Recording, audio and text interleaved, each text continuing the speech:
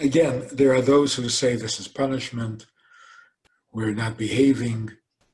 We don't take shul seriously enough, and that's why God doesn't want us in shul anymore. We're not kind enough.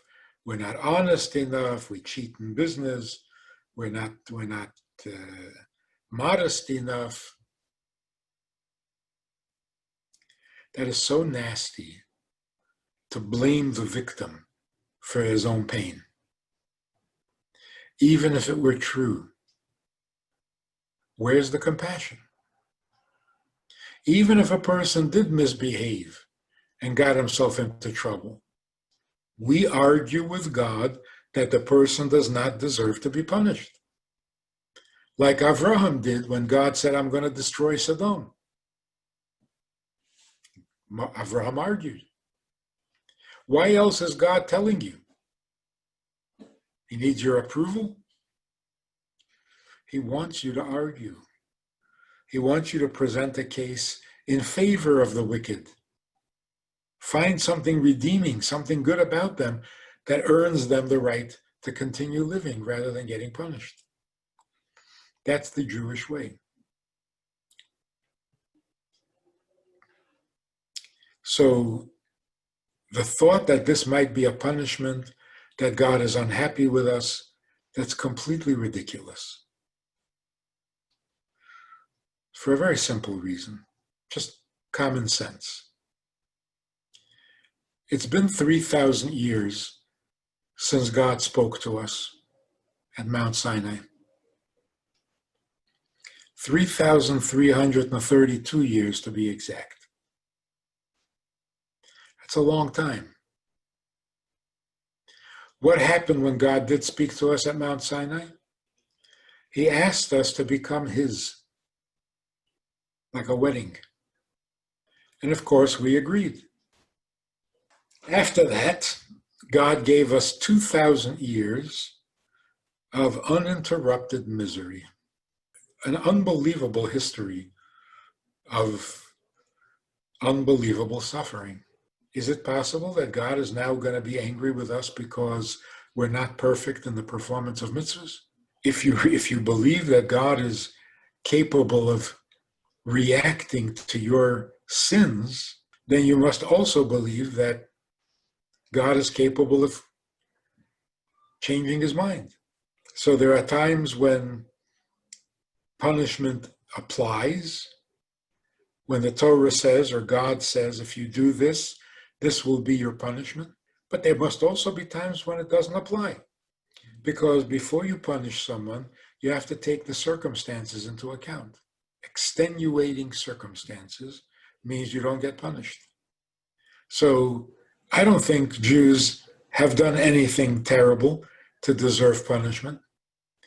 And even if they did it, we have to argue in their favor that despite their sin, they don't deserve that kind of punishment. That's our job. When we see someone is hungry, it's our job to feed them. So yeah, we're not like our grandparents. We're not as devoted. We're not as holy. We're not as steeped. But how can you expect us to be? So God can't possibly be angry at us in the first place. And then punish? God forbid. That's suggesting that God is a monster. God is not angry.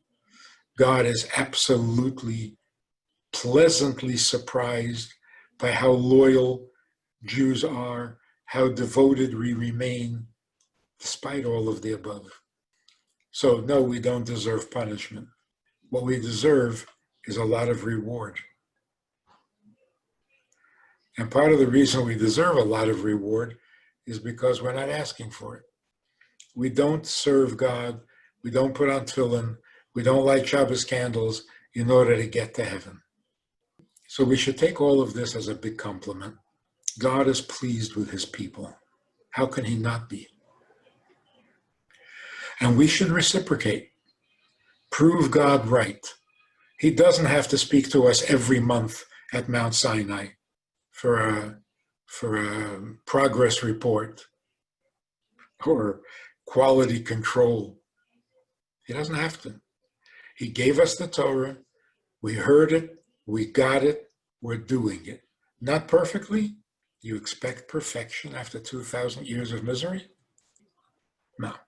On the contrary, anyone who does a mitzvah today, any parent who tells their children, we are Jews, is already a hero. Where is this devotion coming from? After all this time and after all this suffering, it's important to you that your children should know that they're Jews? Why not give it up already? Let it go. And we're not letting it go. We're not. There's something very, very impressive about that. So not only don't we deserve punishment, we actually deserve all the rewards in the world, because despite everything, we are as loyal today to God as our ancestors were in the generation that came out of Egypt.